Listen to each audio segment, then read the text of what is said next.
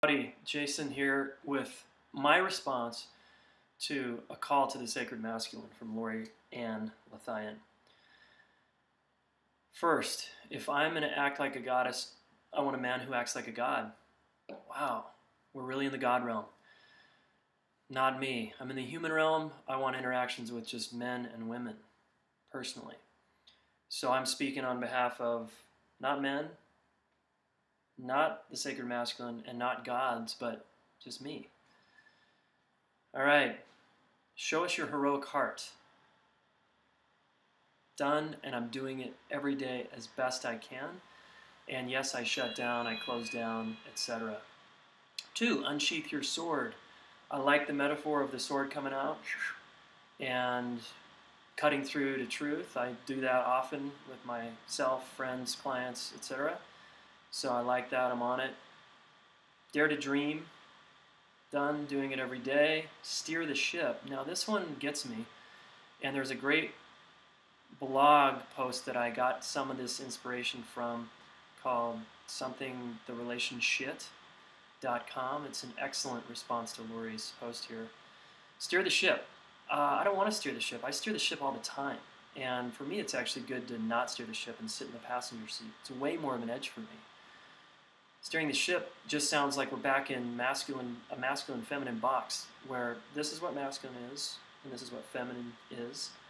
And I do that, and I've done that. And you're showing me here that that's tiring to witness. And my wife, sure, sometimes she wants me to steer the ship. Sometimes she doesn't, vice versa. We co-parent at our house with 2 little kids. We're a dream team. The only way that happens is if I'm not steering the ship all the time, and vice versa. We don't live in that world in our house, and that world is not helpful to me in my family. Number 5, bring your soul to work. Done, doing it every day as best I can. And that speaks to a big one about our society, and sort of blaming men when they're not, is how it feels, is a little blame, like when they're not in their power and soul work. We're in a culture that doesn't support soul work, period. So you have to fight tooth and nail and dig super deep.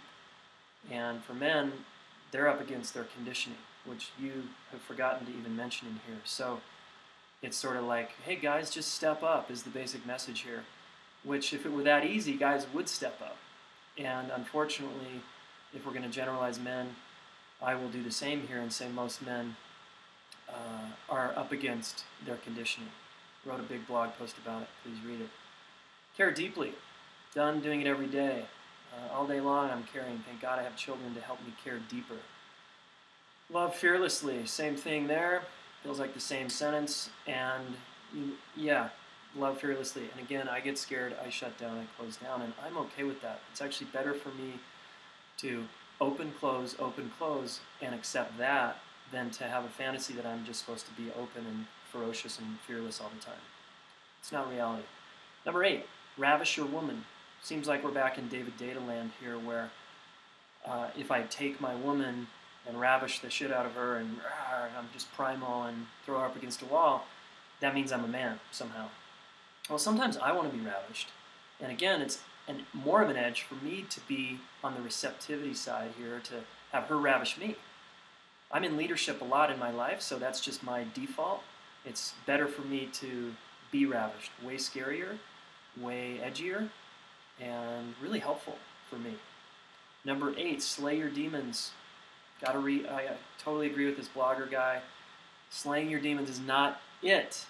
If you tell men they have to kill their demons, slay them, eradicate them, annihilate them, get rid of them, that's what guys are going to try to do, which only perpetuates resistance.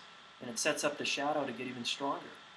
So if I approach a scared animal that's in the shadows, in the bushes, with a big fucking sword, that animal is going to do what? It's going to hide and hunker down and go further into the bushes and further into the shadows. So slaying your demons isn't it. Loving and embracing your demons is it for me.